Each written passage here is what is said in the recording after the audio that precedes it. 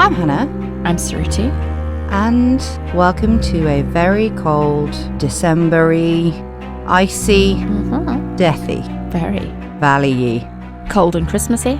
Atmospheric. It's all of the things. I just realised, if you are listening to this a week early on Amazon Music, because you are a Wondery Plus subscriber, plug, this is an anniversary episode for you. One day out. Don't tell them that. No one's looking at the date. Everyone's just like, how many fucking paychecks till Christmas? I'm going to bankrupt myself.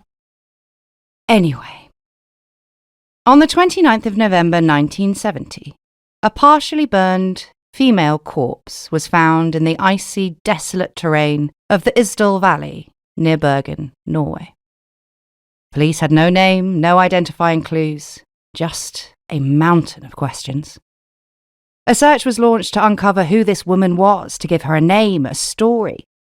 But the deeper the investigators dug, the weirder things got.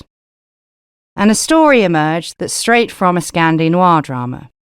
A story of a mysterious woman travelling through Europe with a series of fake names, coded notes and disguises. Was she a Cold War spy? A member of an international criminal ring? Or just a desperate woman hiding from unknown forces? And how, if this lady was any of those things, had she met her fate amid the jagged rocks of the so-called Death Valley without a soul knowing her name?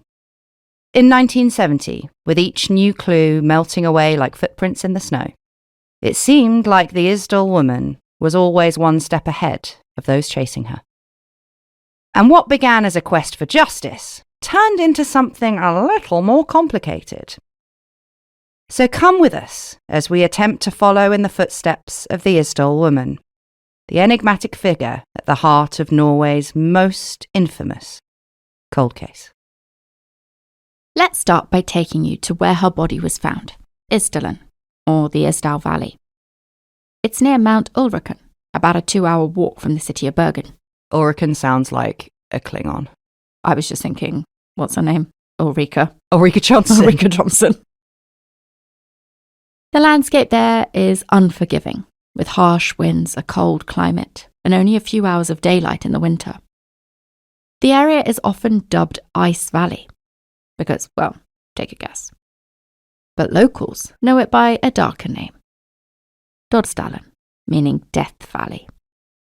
For centuries, it's been a place where people have been known to go to end their lives, dating back to medieval times. And as well as the region's notorious history of suicides, its sheer cliffs make it the site of many fatal climbing accidents. As recently as the 1960s, a group of hikers had fallen to their deaths in the thick fog. On the 29th of November 1970, Death Valley was about to write another dark chapter for itself. On that ordinary Sunday morning, a local professor and his 2 young daughters, who were 10 and 12, had no idea that another chapter was about to begin. As we said, the Isdal Valley isn't a particularly easy hiking route, but Scandis bloody love nothing more than an extraordinarily difficult walk. And foraging, but it's winter. So it was, by all accounts, an ordinary dad and daughter stroll around the valley's lake and rocky hills. Until the girls, who had gone ahead of their dad, noticed a strange burning smell in the air, which was strange because it wasn't exactly barbecue season in wintry Norway. Curious, the sisters ran ahead even more and saw what looked like a shop mannequin, it's never a mannequin, lying in a small clearing amongst the rocks. The figure was on its back, its head facing down towards the valley. As the girls got closer, they realised it wasn't a mannequin at all. It was the charred and blackened body of a woman. Her front was severely burned, though her back, which she lay on, was less affected.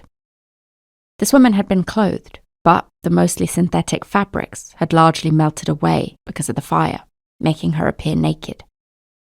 Her hands were tightly clenched in front of her chest, as if she was trying to protect herself from the flames. And this, which is known as the boxer stance, is actually a common reaction in people who have been burned alive, as the heat causes the arm muscles to contract into this ghoulish pose. Wish I didn't know that. Yep, happy Christmas. The The woman's hair was also all burned off, apart from a ponytail at the back that secured her dark brown locks in a pretty light blue bow. And so, over the howling winds of the Isdal Valley that fateful Sunday, you might have been able to hear two little girls screaming. But this was 1970. There were no mobile phones for the family to call for help. So they had to trek all the way back to Lakes Flaterdijket and into town. It was a 2-hour journey, so it was 2 whole hours before they could alert the authorities. The discovery of the woman left the sisters scarred for life, and to this day they have never been able to speak publicly about their gruesome discovery. Later that day, Bergen police trekked to the scene to examine the body for themselves.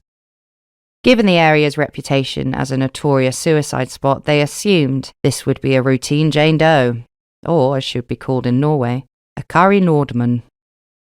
But the Isdal Woman, as she would soon become known, was no ordinary Kari Nordmann. And as it turns out, she most likely wasn't even Norwegian. But we're getting ahead of ourselves. Because on that grim Sunday afternoon, the police and forensic staff at the scene could only work with what was right in front of them. And calling the scene strange really doesn't even begin to cover it. Look, I know it's Christmas, I know it's December, everybody's winding down, nobody's paying attention, but pay attention to me right now, because there is a lot to run through here. On and around the corpse, the investigators found the following. There was a pair of burnt, partially melted rubber boots with white soles near the woman's knees, with a clear outline of one boot visible in the ash. Plastic remnants of a bag or purse were found near her left thigh.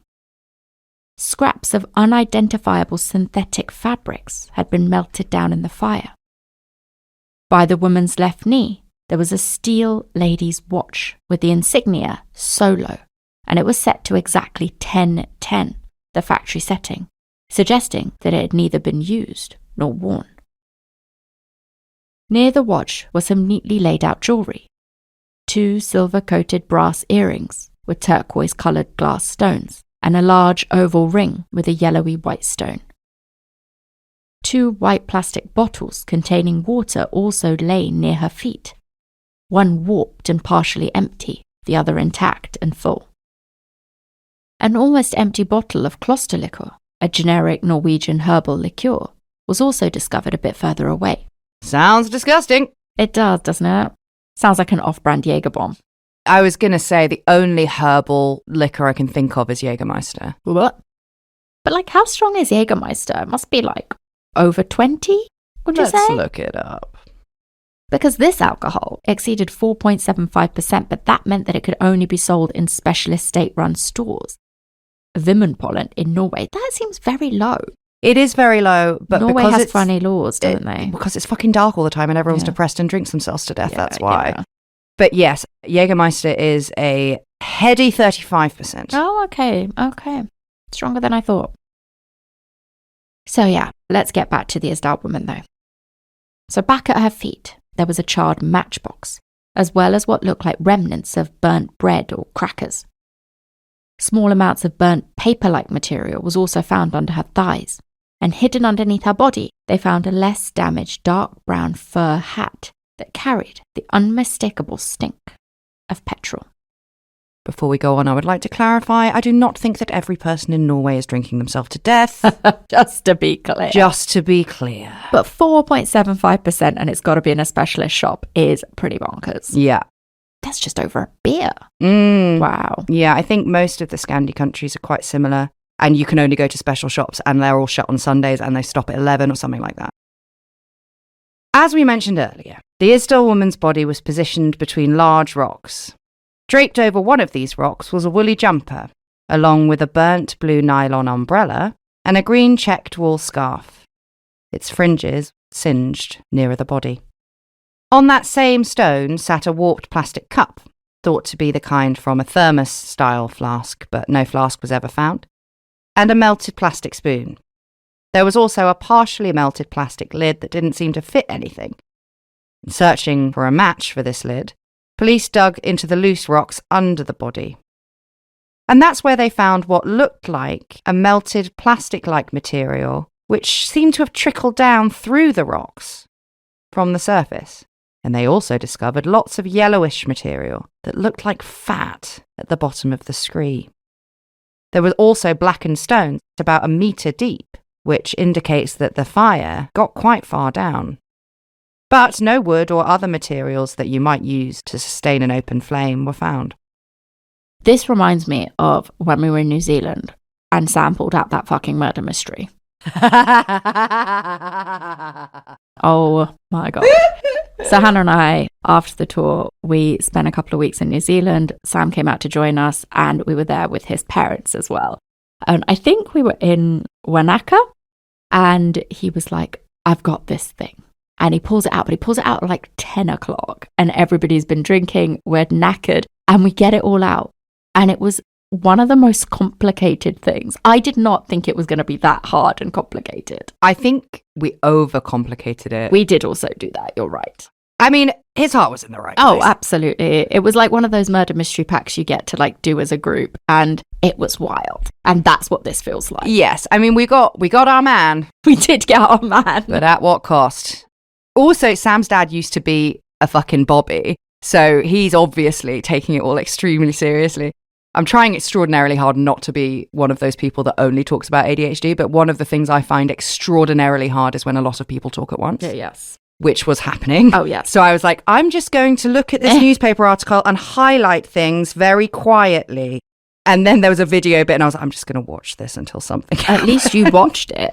Sam was watching the video thing. It was like 4 hours long, right? The video clip that they give you. And it's like of some CCTV footage. And this is like what actual police officers do, except it's 50 million hours instead of 4. And you're meant to watch it to see something happen. And Sam was like looking at it on his phone and skipping it by 10 seconds at a time. And I was like, we're going to miss the thing that's happening. And he was like, can't watch all of it. It's fucking boring. And then Hannah was like, found it. There's a face in it. And we'd finished the whole thing and we hadn't seen the face because obviously we were skipping 15 seconds at a time. Sacked. From the number 1 ladies detective agency. Yeah, exactly. Desk duty for you. Anyway. Yes, it was very similar, lots of information. But I will tell you, you, my co-host, and you, the listener, you don't really need to be that bothered about the stuff that is found with her, in my opinion. Red herrings, possibly. But for now, at least, it seemed like the Isdal Woman hadn't probably been hanging out in Death Valley enjoying the world's weirdest fucking campfire picnic when she went up in flames all of a sudden. Somehow, she had been doused with accelerant, or at least her hat had, and she, it looked, had deliberately been set ablaze. But one niggling piece of evidence, or rather the lack of it, has troubled those involved in investigating this case ever since that day in 1970. Even if the Isdal Woman had committed a particularly brutal kind of suicide by setting fire to herself, why can't we find any container for the accelerant? She must have carried it there somehow. Could it be that someone, a figure even more shadowy than the Isdal Woman herself, had taken it with them as they left her to burn on the hillside? And so the stage was set for an even darker alternative. There's been a murder. That was a terrible, I don't even know what accent that was. Let's call it Norwegian and call it a day. And I don't want to fucking hear about it, Norwegians. Are they the ones with the moomins? Yeah. Yeah, they've got licorice in the moomins. Yeah. They seem like a harmless bunch. I reckon we can do all sorts of accents and they'll let us off. They seemed like a laugh when we went to Norway. The moomins are Finnish. Oh, no. And they're not Scandi, so... Well, the Norwegians definitely have all that horrible licorice. Sure do. Anyway. I know I've already sort of scoffed at it, but I'm not going to retract my scoffs because I think I'm right. But for my own theory, you're going to have to keep listening. You may think that all of the evidence that was found around the body would go some way to helping the police figure out who this woman was. But actually, this is where things really start to get weird. Not only were there no clues to suggest the deceased woman's identity, but also anything that might have provided an indication had been deliberately, even painstakingly, removed. It's like a Northern Hemisphere Somerton man. Yeah. It's all so weird. Tags had been cut out of her clothing, and labels were scrubbed off the plastic water bottles to hide their brands, one would assume. So somebody, it would seem, had taken a significant amount of trouble to prevent the Isdal woman from being identified. But whether that person had been the Isdal woman herself or a third party that vanished into the mist remained unclear. For now, all the police wanted was a name. But the Isdal woman from beyond the grave was having absolutely none of it. Investigators were stumped. Despite the area's somber reputation for suicides, something about this case just seemed off. For a start, no one matching the deceased description had been reported missing in the Bergen area, making it even more difficult to believe that she could have been one of the wretched souls hoping to end it all in the Isdal Valley. It's not the sort of place outsiders would even know about, let alone traverse alone. And the absence of the accelerant container remained a persistent sticking point against the theory that she had taken her own life. Bergen Police Chief Oscar Hordness said in a press conference that this strange case was most likely a suicide. But young police lawyer Carl Halvar Aas Carl has a what? Aas has since claimed that he, and many of his colleagues at the time, felt from the start that this was a murder. But in those early days of the investigation, there were still more routes to be explored. Notably, the toxicology and autopsy reports were still to come in. Could the truth of what had happened to the Isdal woman be hiding inside her body? Police sure hope so. And they were really banking on science providing some answers. But, as will become a running theme in this episode, the toxicology and autopsy reports just gave us more questions than answers. The basic details of the autopsy revealed that the body was of an adult woman, thought to be of European heritage, with a tanned complexion and dark eyes and hair. She had never been pregnant or given birth. She had a bruise on her neck indicating a fall or blow sometime before she died, although this wasn't thought to have contributed to her death. And establishing how the Isdal woman met her maker would prove to be less straightforward than the investigators had expected. Smoke particles were found in her lungs, proving that she had been alive when the fire started. But there was another unexpected guest in her system. They found around 50 to 80 sleeping tablets. According to some reports, around 12 of these pills were also present at the scene near her body, which she hadn't ingested yet. A toxicology report indicated that these pills had been taken in several phases, with her first dose occurring several hours before her death, and later doses not yet absorbed into her bloodstream. So that means that she would have been drowsy, but not fully incapacitated or unconscious. Unconscious, maybe not. In control of her faculties, I would argue unlikely. Could she walk? Maybe. Could she pick something up? Probably. Would she have looked like she was absolutely blackout drunk? Absolutely 100%. So her cause of death was found to be a combination of the barbiturates in her system and carbon monoxide poisoning. To put it simply, she would have died from the overdose sometime later anyway, but the fire sped up that process quite a bit. But if you look blackout drunk in Death Valley and no one sees you, are you a tree? The main question at the heart of this story. This discovery added a whole new layer of confusion to the already baffling case of the Isdal woman. If this woman had intended to commit suicide by taking a fatal overdose, why would she then go to the trouble of setting herself on fire? And conversely, if it was murder, how could the assailant have forced their victim to take up to 80 sleeping pills? Neither one of those options seemed to make sense. Along with the bizarre removal of any identifying clues on the items found at the scene, the Bergen police were, frankly, in quite dire need of a breakthrough. And unexpectedly, just a few days later, they got one. Albeit one that was more by luck than design. On the 2nd of December, with the mysterious Isdal woman now a major news story, staff at the left luggage kiosk at Bergen's main railway station found 2 large suitcases. And these pieces of luggage had been left there for over a week, since the 23rd of November to be precise, but nobody had turned up to claim them. So having heard the police's public pleas for any potential leads, the staff submitted the cases for investigation. It is astonishing to me, and maybe an ode to the efficiency of the Norwegians, that it's only a week and they're the only cases and they're like, it's got to be these, send them off, boys. That's mental to me. No, I think it's incredibly good work by the people at the left luggage kiosk at Bergen train station. And the Norwegian population for being punctual with your effects. And miraculously, when these cases were sent to the police and they were analysed, a fingerprint found on a pair of sunglasses inside one of the cases was a perfect match to the corpse now laying in the police morgue.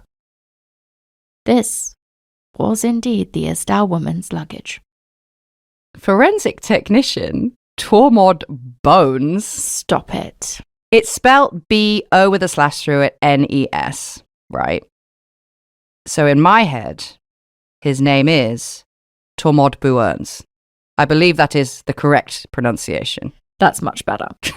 He's a forensic technician. Sure At is. least it's not as on the nose as that fucking show. Do you remember that show? And it was like, I'm a forensic anthropologist and I look at bones and my name is Bones. Was that her actual name? Temperance Bones? Or was the show just called Bones? I don't. Zoe Deschanel's sister. Yes. I have to know now. What was her name? Because if it isn't Bones, then I take it back. I'm pretty sure the show is called Bones. The show's definitely called Bones. What's her name? It just says Temperance Bones. Oh. No, Brennan. Okay, fine. Okay. Dr. Temperance Bones, Brennan. Oh, he just calls her Bones because they're having that office romance, even though I totally don't believe it. Anyway, Tormod Bones recalls the initial excitement at Police HQ when the discovery was made of the luggage, obviously. It looked like the case was sure to be cracked any minute. So, officers opened up the luggage and found a note explaining exactly who the Isdal woman was, where she was from, why she'd gone on a bit of a mad one to the mountainside and tried to obliterate any traces of who she was. And the police crew were all back at home in time for their herring dinners. No, sorry, that's not quite how it went. We wish it were that easy. At first glance, the suitcases seemed like they would be a goldmine of clues. Inside, among other items, were clothing, shoes, makeup, cosmetics, maps, timetables, a notepad, and even currency from Germany, Belgium, the UK, and Switzerland. But here's the real kicker. Just like the stuff that had been found near the Isdal woman's body, any and all identifying markers had been meticulously removed. Clothes had their labels cut out of them. Makeup and toiletries had their brands rubbed off the bottles, and a tube of prescription eczema cream even had the prescriber and patient names scrubbed off with a key or other sharp object. Look, I ain't scrubbing stuff off medicine or toothpaste or whatever, but we all know how I feel about labels. Uh-huh. If any of my clothes were discovered, they would be like, oh man, Soviet spy. But actually, I'm probably just autistic.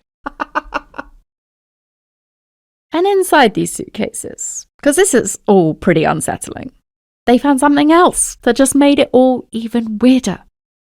The police found several wigs and pairs of non-prescription glasses, which seemed to suggest that this mysterious woman had been disguising her identity even before her death. In that moment, the Isdal woman transformed from a mere victim to an antagonist in her own investigation. Because, in spite of the detectives' ambitions to give her a name and a story, now they realised the Isdal woman herself had never wanted to be known dead or alive.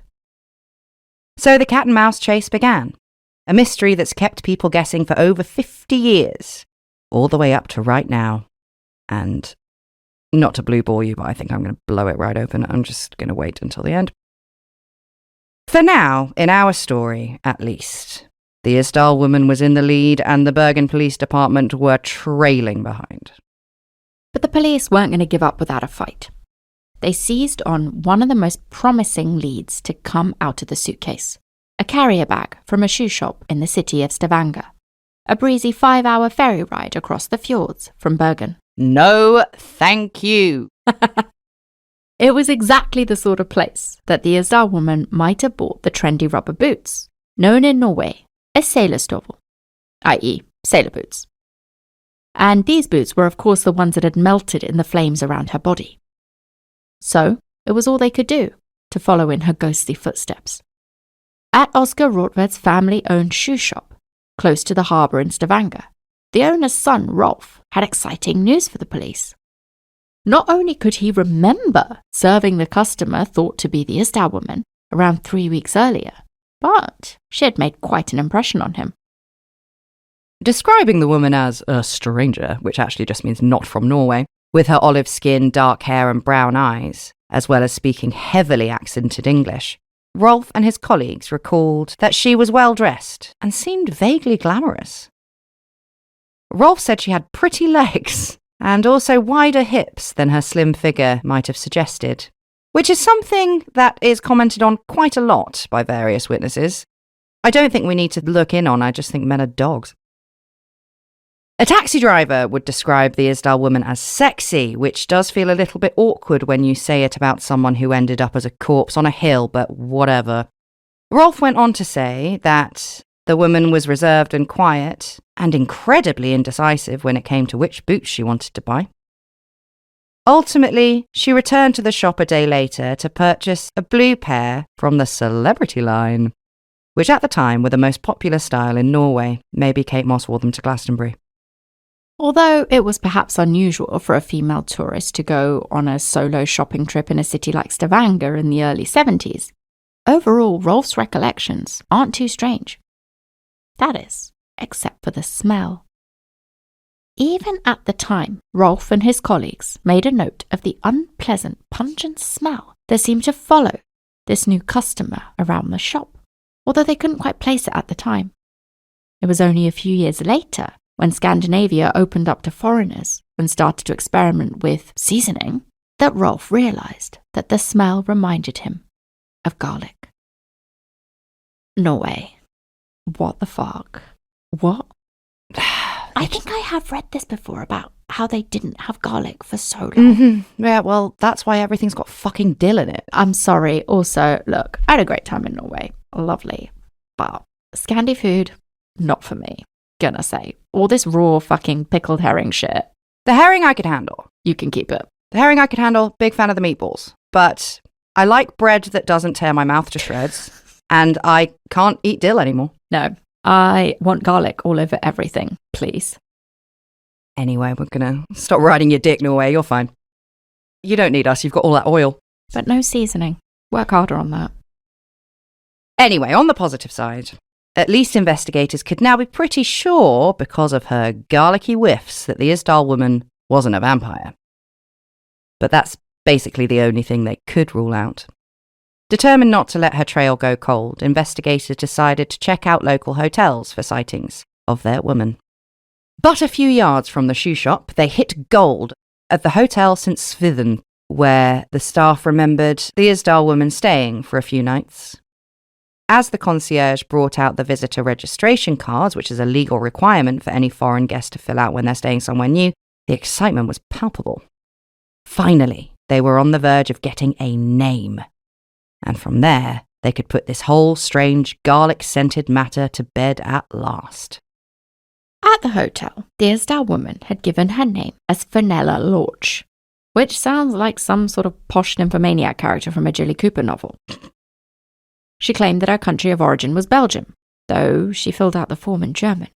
I would add, though, there, that my understanding is that to even get a job in a shop in Belgium, you need to be able to speak German, Flemish, and French fluently, and I think English as well.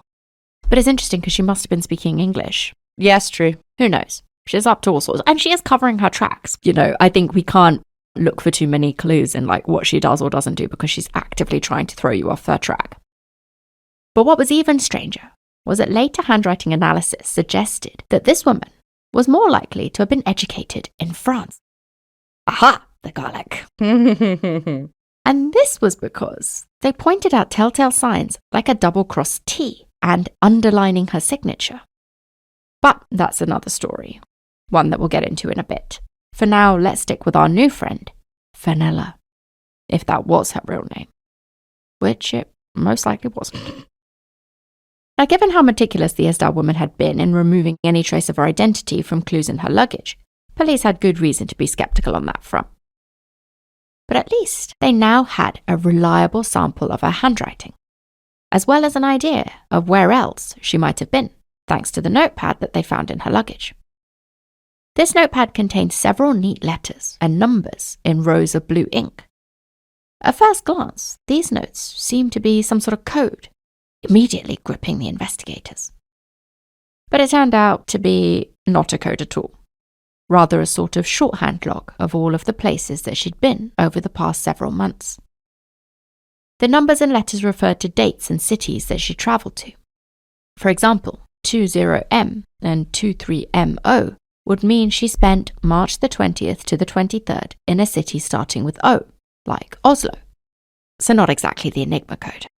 Using the notepad as a guide, police were able to retrace her steps across various cities in Norway and beyond, confirming details about her striking appearance and behaviour and smell, and comparing visitor forms from hotels. It turned out that the Isdal Woman had been a bit of a globetrotter. She had travelled through Norway twice in 1970 alone, first in the spring and then in the autumn, staying at hotels in Oslo, Trondheim, Stavanger and Bergen. They were also able to trace her to hotels in Geneva and in Paris. Unsurprisingly, it turned out that Fernella was just one of many aliases she used during her travels. Other than the handwriting on the visitor cards, the woman visiting each hotel was different every time. Claudia Tielt, Vera Jarle, Alexia Zana Merches, Claudia Nielsen, Genevieve Lancier, Elizabeth Lienhauer, and Vera Schlosseneck, which she particularly liked because it was a rare repeated alias that she used at 2 different Paris hotels. All in all, the Isdal Woman had at least 8 distinct identities, and possibly more. She wrote in German, although some of the words she used were misspelt and didn't seem to make sense for a native speaker. Once, she called the issuing passport authority Brussels Kreiselton, translating to Brussels District Office, an expression which was only used during the time of the Nazi occupation. She also gave various dates of birth, usually in 1943 or 1945, making her around 25 years old. And she usually claimed that her country of origin was Belgium, but on one occasion, Slovenia, with home addresses in these places. Every single name the Isdal Woman used was proven to be made up, and none of the addresses, except for one, likely a fluke, actually existed. She'd been floating around Europe like some kind of disenfranchised, garlicky ghost. Her last confirmed stop was the Hotel Hordeheimen, near the fish market in Bergen. She stayed there from the 19th to the 23rd of November under Elisabeth Lienhauer. She claimed to be from Ostend, Belgium. That same day, we know that she left her bags at the railway's left luggage kiosk, but it wasn't until 6 days later that her burned body was found. To this day, nobody knows where she went or what she did during those 6 days. By this point in the investigation, a thrilling theory was starting to present itself to those on the tail of the enigmatic Isdal Woman. An international woman of mystery moving from hotel to hotel under various aliases, concealing her appearance, covering her tracks. Could the Isdal Woman be Hannah Maguire? An actual, factual, real-life Cold War spy? And if she was, could it be that the Isdal Woman's espionage activities landed her in hot water in the Ice Valley? Now look, she could be a spy. We're going to talk about it. I am. But my only thing is, I don't know. There's a lot of people who take notice of her, right? Say she's glamorous, say she's attractive. That's not something you want when someone's a spy. No. You want a grey man, grey woman, somebody who just blends into the background, somebody who doesn't draw any attention to themselves. So her being vaguely glamorous, smelling of garlic, making people take a look at her shapely hips, doesn't seem very spy-like. No. Just putting that out there. I'm catching it and agreeing with you. But remember, them thinking that she was a spy was not that far-fetched because this was, after all, the Cold War era, particularly in Central and Eastern parts of Europe. Pretty close to Russia, that's the fuck why. Everyone and their mother seemed to be spying on each other. So the theory that the Isdal Woman might have been in on the game isn't that wild. But if she was a super secret spy agent, the real question is, who is she working for? Her multiple passports and shifting identities whilst travelling through Europe point to some kind of sustained and covert operation. But her allegiances are still very muddy. Was she a Soviet agent, a NATO spy, or even a rogue freelancer caught between intelligence agencies? No one can say for certain. But her travels and mysterious contacts certainly make it tempting to think that she was playing some sort of high-stakes game on behalf of higher powers. Perhaps the most compelling theory out there links the Isdal Woman to top-secret military testing going on in Norway at the time she was discovered, which was the NATO-backed Penguin missile. And despite its adorable name, this was a serious Cold War project that was designed to enable the USA and its allies to strike fast-moving enemy targets in coastal areas. Critically, the Isdal Woman's travels seem to have matched confidential tests conducted by Norway's 25th Missile Boat Squadron held near Bergen on the 24th of March 1970, and in Stavanger between October the 29th and November the 9th the same year. And one witness, a fisherman named Burton Rott, was utterly convinced he had seen someone matching the Isdal Woman's description talking to a naval officer at the docks in Tananger, which was one of the key testing locations at the time, probably fueled this theory. I also think it's very funny that his name is Burton Rott and all they eat is rotten fish. He sounds like a Roald Dahl character. He certainly does. Again, too many people taking notice of her. Should be somebody that Mr. Burton Rott would not have even paid a little blink of an eye at. But if the Isdal Woman was involved in the Penguin missile program, was she there to monitor progress for NATO or leak information to those sneaky Soviets? And could what she found out have been enough for someone to eliminate her? But it wasn't just the Cold War beef between NATO and the Soviets that was brewing. From early on, whispers have persisted that Mossad, the Israeli intelligence agency, could be connected to the mystery of the Isdal Woman. Now, from the outside, that might sound a bit random. What could Israeli spies possibly be doing in Norway of all places? But in July 1973, Mossad agents assassinated a Moroccan waiter, Ahmed Boucheki, in broad daylight on the streets of Lillehammer. It was a bungled case of mistaken identity. The agents believed that they were targeting Ali Hassan Samel, chief of operations for Black September, the Palestinian group behind the murders of 12 Israeli athletes at the 1972 Munich Olympic Games. The Lillehammer incident proved that Mossad agents were active in Norway in the 1970s, and they were involved in shady business. It's a lead that the 2016 BBC and NRK podcast, Death in Ice Valley, tried very hard to pursue. Presumably Death in Death Valley was a bit too on the nose. Yes.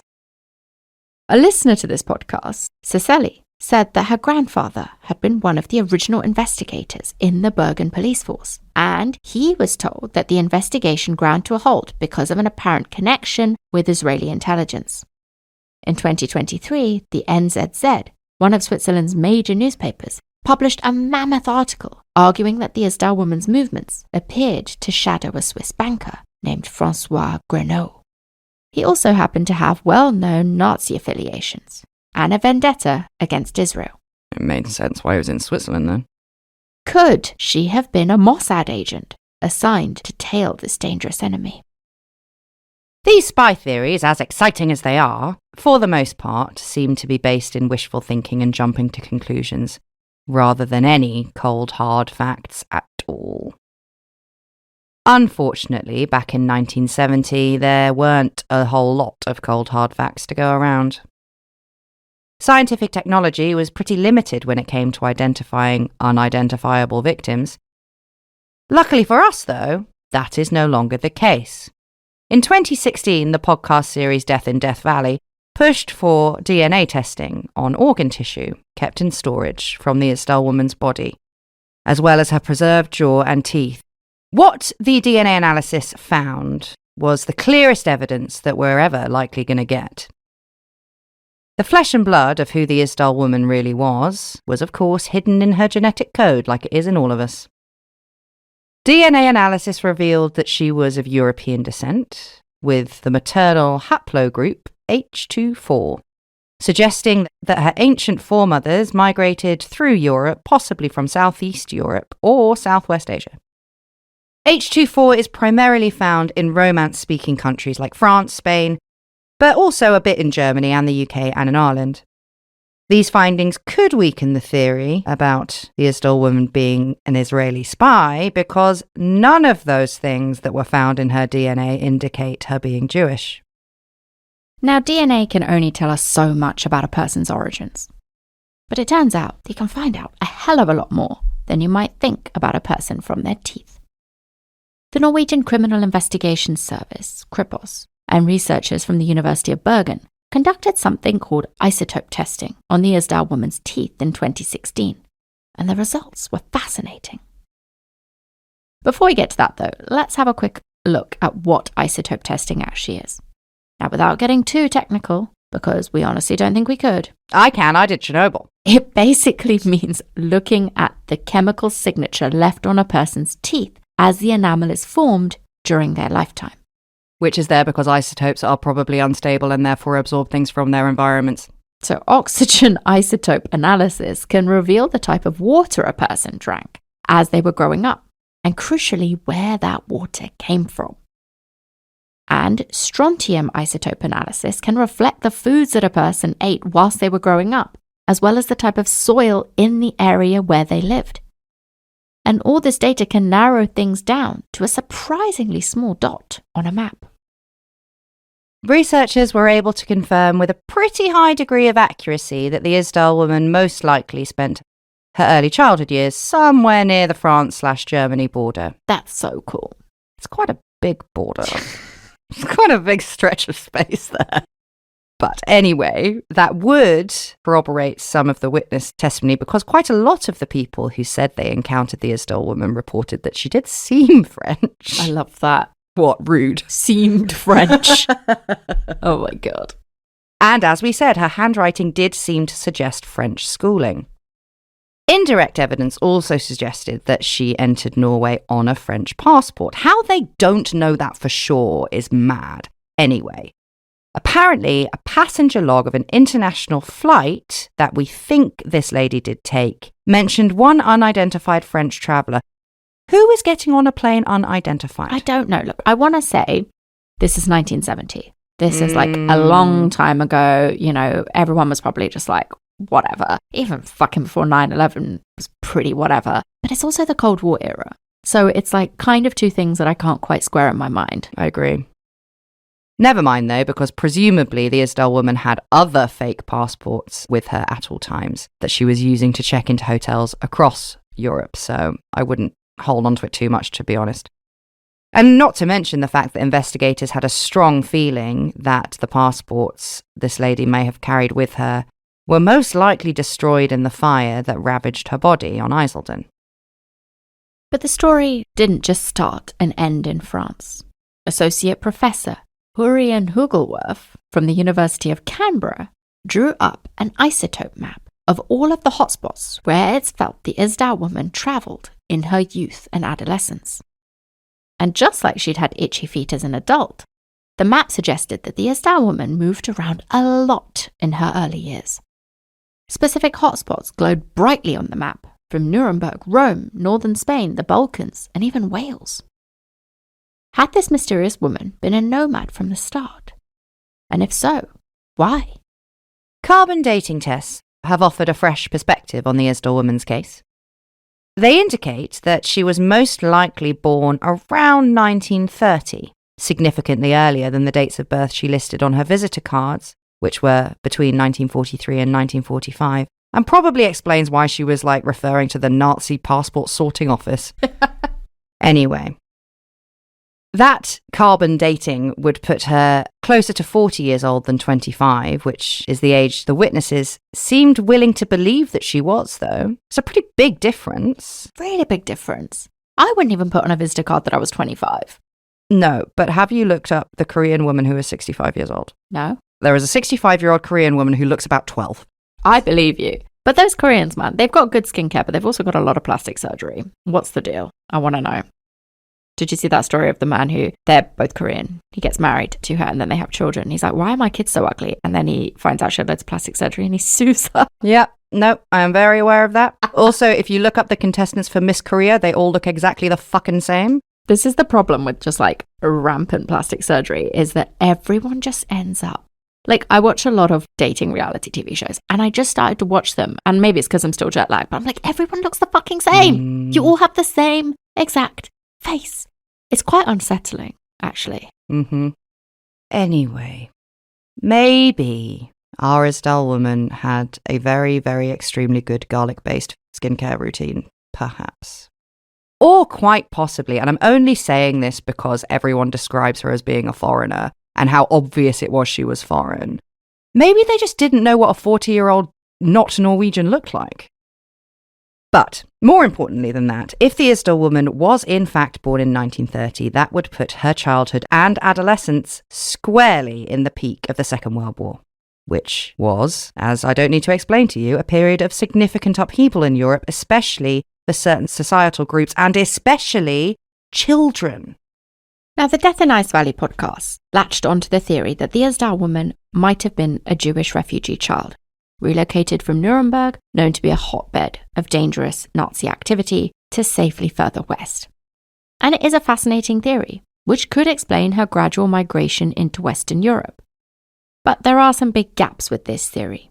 For one, like we said, her DNA doesn't suggest Jewish ancestry. Which, okay, fine, but it wasn't just the Jewish children that were evacuated out of London. Yeah. And secondly, it feels like another case for us wanting to weave a narrative from so many disconnected threads. For example, the podcast journalist fixated on a metal teaspoon found in her luggage, believing it could have been a personalised heirloom with Jewish cultural significance. But in the end, it was literally just a spoon, likely picked up from one of the many hotels that she'd stayed in, with its heart-shaped engraving traced back to a standard manufacturer. Now look, we don't blame those guys for getting excited about it. It's all part of the infuriating rabbit hole with this case of the Isdal woman. Because there are just enough clues to make you want to sink your teeth into each and every new theory, only to end up chewing until it's lost all its flavour, like a piece of pickled herring.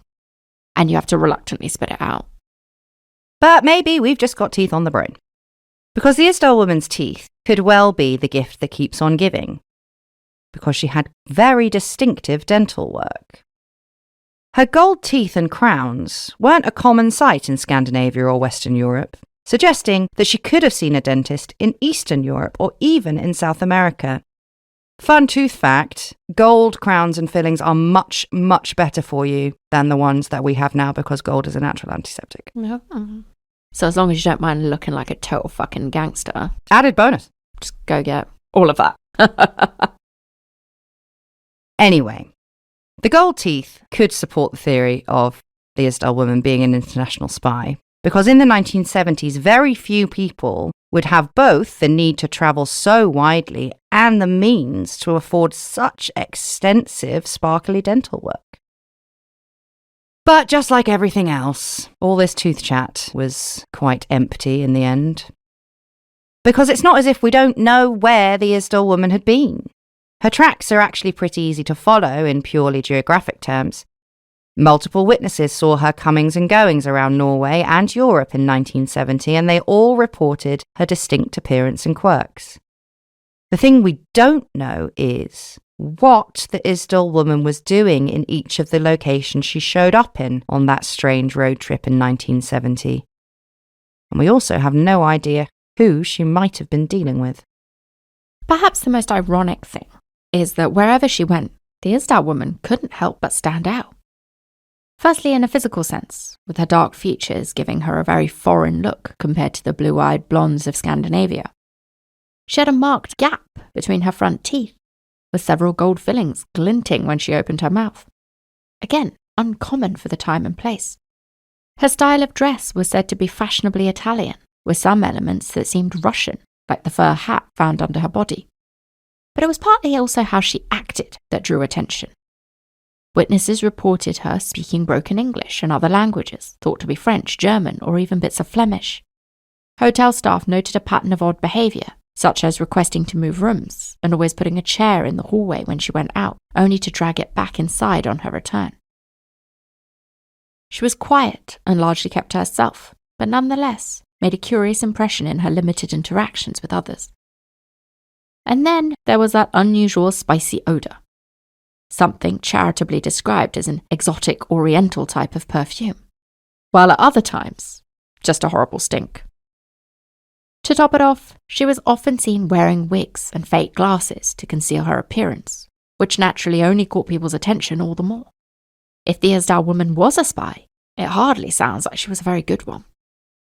But with that said, we're here recording a podcast over 50 years later speculating about who she was, because we still don't know. So maybe she gets a last laugh on that one. For now, let's consider the main case against the Isdal Woman being a spy. It's boring, soz, but it's our show and we can do what we want. In a press conference held in 1970, Police Chief Oscar Hordnes said that they could reasonably rule out the possibility of the dead woman being involved in any type of espionage. And Norway's former top spy catcher, Olnof Tofte, agrees. In his experience, any Cold War spy worth their salt would have had a maximum of 2 or 3 false identities that they would memorize a detailed legend for. The key would be convincing those they met that they were, in fact, a real person, just not the person they actually were. In contrast, the Isdal Woman had at least 8 flimsy identities that went no deeper than a made-up name and an even more made-up address. According to spy catcher extraordinaire, it's unlikely that any major player in the Cold War would equip their spy with such shoddy false identities, and I really don't think they were any minor players in the Cold War. No, I mean, on top of my favourite thing to do was watch those, historians take apart, movies and be like, how unrealistic this looks. I also recently watched one of those with the CIA's former master of disguise. Oh, cool. Which is really good. And she basically goes through lots of different spy films and talks about how realistic it is, how unrealistic it is.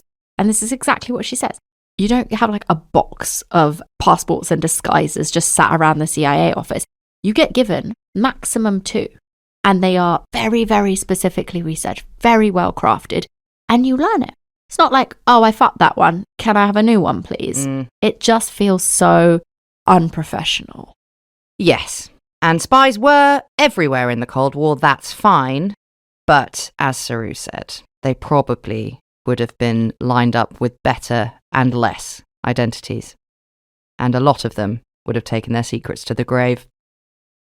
So, maybe could the Isdal Woman have been an agent for a smaller organisation or a developing country that wasn't as sophisticated in its methods, maybe? Doubt it, but, whatever.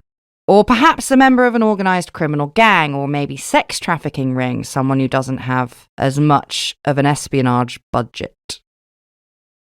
Or, more pertinently, was the Isdal Woman acting like an ordinary person would think a spy would act?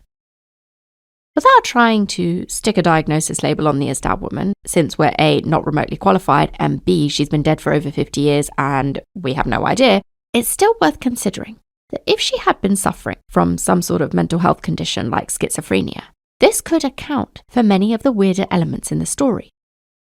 Research suggests that up to 70% of individuals in their first episode of psychosis report persecutory delusions, the belief that someone or something is out to get them.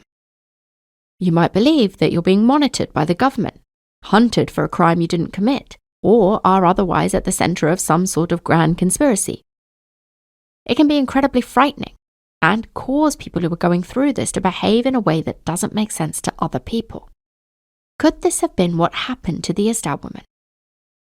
When we look at a woman travelling from place to place with an array of false identities and disguises, it's human nature to try and come up with a rational explanation. In this case, she must have been a spy. What if she simply believed that she was on the run from darker forces? It turns out that there's actually a historical basis for this theory. Deinstitutionalization. In the first half of the 20th century, it was common for those diagnosed with mental health issues or developmental disabilities to be kept in long-stay psychiatric hospitals, largely hidden away from society, like Penhurst Asylum. But in the 50s and the 60s, the Western world was going off that idea a bit. But they didn't really come up with a great alternative either. The facilities were just shut down, and patients were booted into the real world. Some of the patients made it to halfway houses, group homes, clinics, or ordinary hospitals, but some of them didn't. And in areas where deinstitutionalization was not conducted properly or well or at all, patients with high needs were released into the community with no support, and they struggled to integrate, obviously. The idea that the Isdal woman could have been institutionalized in her youth might explain why she was moved around so much and why the trail goes cold before her solo European tour in 1970. The mental illness theory also sadly increases the chances that she might have taken her own life in the Isdal Valley. A study published by the Centre for Addiction and Mental Health in 2020 indicates that suicide risk for people with schizophrenia is over 20 times higher than for the general population. And if she was experiencing persecutory delusions, this could answer the prevailing question in this story of why would a suicidal person go to such lengths to erase their identity? But that's if this was a suicide. Continuing on this train of thought, the Isdal woman would have been far more vulnerable to foul play at the hands of a third party. Again, research suggests that schizophrenic people are about 14 times more likely to become a victim of violent crime than to be the perpetrator of it, and they're at a considerably higher risk of being victimized than those who don't have the condition. In Bergen, 3 separate witnesses claim to have seen her meeting with an unknown man in those final days. Can't be confirmed if this was the same man each time, but one description says that they dined in silence at the hotel restaurant with the atmosphere decidedly icy. To be fair, every hotel restaurant I have ever eaten in has one of those couples. I agree. Now, some speculate that a local could have lured her into the Isdal Valley, an area difficult for most foreigners to navigate, and then this person perhaps played a role in her death. But we are doing it again, jumping to conclusions without any solid proof, just some half-assed eyewitnesses. Maybe we're so fascinated with the Isdal woman because we're desperate to solve it, to find the sense of closure that keeps eluding us at every turn. And in 1970, there was no satisfying closure either. The Isdal woman was given a small Catholic funeral. Authorities assumed she was Catholic because the false names she used often belonged to saints. The funeral was attended only by police personnel who somberly placed tulips and carnations on the Isdal woman's grave. She was interred in a zinc-lined coffin so that if her true identity were ever to be discovered, she could be exhumed and relocated to a more fitting resting place. The real truth about the Isdal woman's identity could lie inside that zinc box. Whilst her DNA profile was put into the Interpol database, there's been no match. And as yet, her genes have not been entered into a public genealogy database that may yield matches for potential living relatives. This could be huge. Imagine if the Isdal woman pinged as somebody's missing aunt, and the story unraveled from there. It's a technological advancement that we've covered many times before, and one that's making significant waves in the field of crime, especially in the US. And you guys know this, Joseph James DeAngelo, the notorious Golden State Killer, was finally caught in 2018 after investigators connected DNA from a series of cold case rapes and murders from the 70s and 80s to a distant relative in the public GEDmatch DNA database. However, there are strict Norwegian regulations regarding the use of genealogy sites to solve crimes. So, until those rules change, we're unlikely to get a definitive answer anytime soon. But if we sit ourselves down and take a long, hard look at ourselves and be really honest, are we really ready to get an unequivocal answer about the Isdal woman? In 2022, Australian academics revealed that after 74 years, they had at last found the name for the so-called Somerton man. We've done a bonus episode, go find it. But if you haven't, a brief rundown. This was a man who was found slumped by the sea wall in Adelaide back in 1948 with a cryptic note saying Taman Shud, which is the Persian word for finished. and it was found in his pocket. It was like ripped out of some Iranian poetry book or something like that. Like the Isdal Woman, though, the Somerton man didn't have that many identifying markers, and the labels were cut out of his clothes. A flurry of speculation ensued that lasted over half a century, with theories swirling about jilted lovers and Cold War spies and ballet dancers and ears and tiny teeth. Do you remember that? And it does sound quite familiar, doesn't it? But now, the Somerton man has been reunited with his real name. Charles Carl Webb, a 43-year-old electronic engineer from Melbourne, not the dangerous maverick Russian spy that people were expecting. Filmmaker Carolyn Billsborough, who directed a documentary on the Somerton man, said that to find out that he was actually just an ordinary Australian man whose disappearance nobody had followed up on made the case particularly kind of tragic. And this is what could so easily happen with the Isdal Woman. People have spent countless hours grappling with theories involving espionage and criminality. Would they perhaps feel cheated out of their spy thriller if it turned out that the truth was something far simpler and sadder? The case has echoes of the Elisa Lam story, which is of course that of the young Canadian student who was found dead in a septic tank on the roof of the Hotel Cecil in LA. We've all seen the video of her acting bizarrely in the hotel's lift, as if she's hiding from something we can't see. People were keen to insist there must have been an explanation, even perhaps a supernatural one. But the reality is, people's behaviour doesn't necessarily have to make sense to outsiders. It just has to make sense to them. Would you like my theory? Absolutely. Okay. Nuremberg, 1930. A spotlight descends on Hannah Maguire. I think that she's born in 1930 in Nuremberg. Most people are like, oh, this is a bad time. Get the children out. Maybe she was an orphan. Maybe there was some kind of underground railroad situation. They're like, get her the fuck away. And wherever she ends up as a child, let's say Wales for fun, because it was the last one on the list, she's put into some sort of orphanage institution, which is really fucking horrible, right? And then she comes of age and she escapes. She's very, very, very unwell. And deinstitutionalization, as we were talking about, yes, horrific. Not necessarily just mental hospitals. Even today, care leavers have a really hard time. Because, you know, how are you going to pay for driving lessons if you've got no parents to give you the money? You know, it's all of that sort of thing. So I think child out of Nuremberg, institution of some description, horrible, very unwell. I do think she thought people were after her. I think that she was constantly trying to disguise herself. For some reason, thought scraping brand names off things would help that because she's in a severe paranoid delusion. And I think the reason there is no receptacle for the accelerant that she's covered in at the site is because she poured it onto her hat before she went. Maybe she did that more than once. Maybe that's why she smelled weird. Because if garlic wasn't in Norway until X amount of years later, who's to know? I don't know what old petrol smells like. Anyway, so she goes there. She's like, I've had it. I'm ending it all. I'll go to this like very symbolic place of suicide. And she says, I'm going to take all of these pills. If that doesn't work, last resort, hat on fire. And I think that's what she does. I think she takes all the pills. She's like, this isn't fast enough. I'm done. They're coming for me. Yeah. And she sets herself on fire. Yeah. And I can totally believe the fact that she wasn't very well being the reason for a lot of this, because so much of it just doesn't make sense.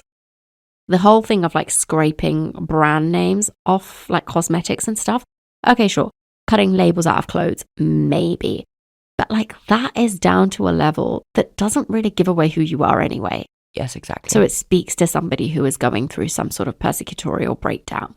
And I think it probably is just a really sad story. I don't think she was a spy. She drew way too much attention to herself. And I think that probably makes the most sense. I agree. So ultimately, it probably isn't that exciting or complicated or sensational.